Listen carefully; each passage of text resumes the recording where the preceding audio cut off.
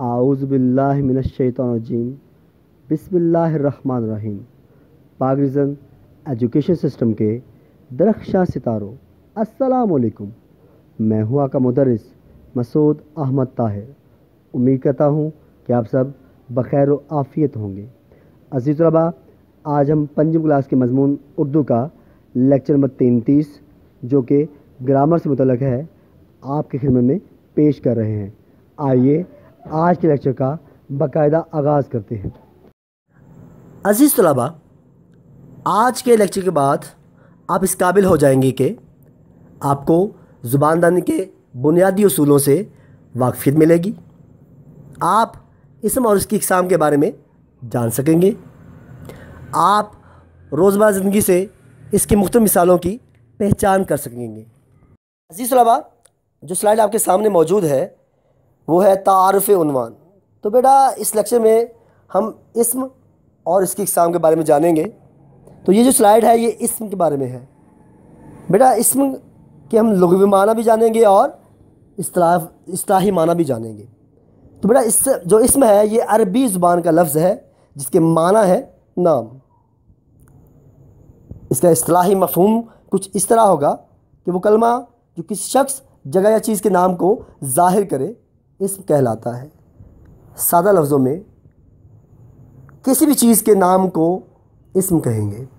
کائنات میں موجود ہر چیز کا جو بھی نام ہوگا اسے اسم کہیں گے۔ تو بیٹا اس کی بہت ساری مثالیں ہیں۔ آپ کسی بھی چیز کو لے لیں گے، اس کا جو نام ہوگا وہ کیا ہوگا؟ اسم ہوگا۔ جیسے علامہ اقبال، مسجد، لاہور، میز، کتاب، قلم وغیرہ۔ عزیز طلباء، اب جو سلائیڈ آپ کے سامنے موجود ہے وہ ہے اسم کی اقسام۔ تو بیٹا اسم کو دو لحاظ سے تقسیم کیا جاتا ہے، بالحاظ معنی اور بالحاظ بناوٹ۔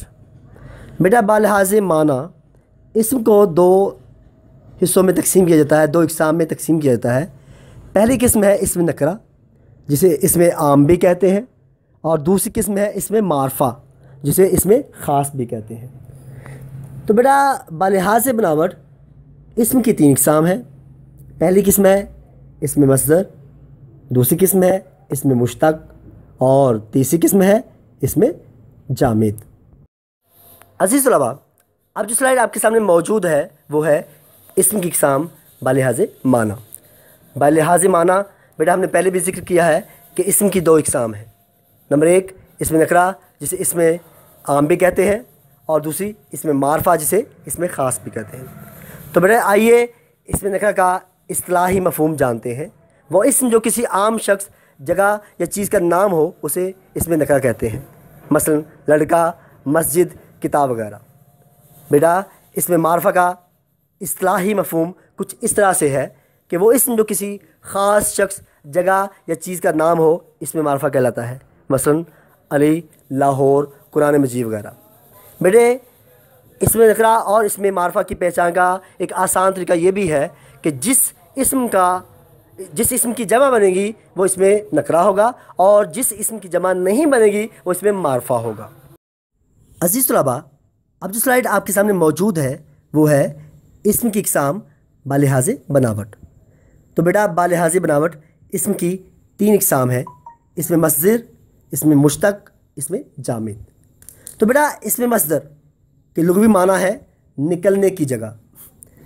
تو اس کے اصطلاحی معنی کچھ اس طرح ہوں گے کہ وہ اسم جو خود تو کسی اسم سے نہ بنا ہو مگر اس سے بہت سارے کلمے اور اسم بنتے ہوں، اسم مصدر کہلاتا ہے، مثلا کھانا، پینا، لکھنا، پڑھنا، سونا، جاگنا، رونا، دھونا وغیرہ۔ اسم مشتق، بیٹا اسم مشتق کے لغوی معنی ہے نکلا ہوا۔ اس کے اصطلاحی معنی کچھ اس طرح ہوں گے کہ وہ جو کسی مصدر سے خاص قاعدے کی بنا پر بنے اسم مشتق کہلاتا ہے، مثلا لکھنا سے لکھنے والا، پڑھنا سے پڑھنے والا، کھیلنا سے کھیلنے والا یا کھلاڑی، سینا سے سینے والا یا درزی وغیرہ۔ بیٹا اسم جامد کے لغوی معنی ہے جمع ہوا ساکن۔ تو اس کے اصطلاحی معنی کچھ اس طرح ہوں گے، وہ اسم جو کسی جو خود کسی اسم سے نہ بنا ہو اور نہ ہی اس سے کوئی دوسرا کلمہ یا اسم بن سکے، اسم جامد کہلاتا ہے، مثلا چھت، آگ، پتھر، اینٹ وغیرہ۔ عزیز طلباء، آج کا لیکچر اختتام پذیر ہوا۔ آج کے لیکچر کے دوران آپ لوگوں نے پڑھا اور سیکھا اسم اور اس کی اقسام کا تعارف، تدریسی مقاصد، بلحاظ معنی اسم کی اقسام، بلحاظ بناوٹ اسم کی اقسام۔ عزیز طلباء، آج کے لیکچر کے بعد آپ کا ہوم ورک کچھ اس طرح سے ہے کہ زبانی سرگرمی میں جو چیز شامل ہے وہ ہے اسم اور اس کی اقسام کی تمام تعریفیں، مثالیں یاد کرنی ہے۔ تحریری سرگرمی میں جو چیز شامل ہے وہ ہے کہ آپ نے روزمرہ زندگی میں سے بلحاظ معنی و بناوٹ اسم کی اقسام کی 10 مثالیں لکھنی ہیں۔ عزیز طلباء، آئندہ لیکچر تک کے لیے اجازت دیجیے۔ انشاءاللہ نئے لیکچر کے ساتھ دوبارہ ملاقات ہوگی۔ تب تک کے لیے اللہ حافظ۔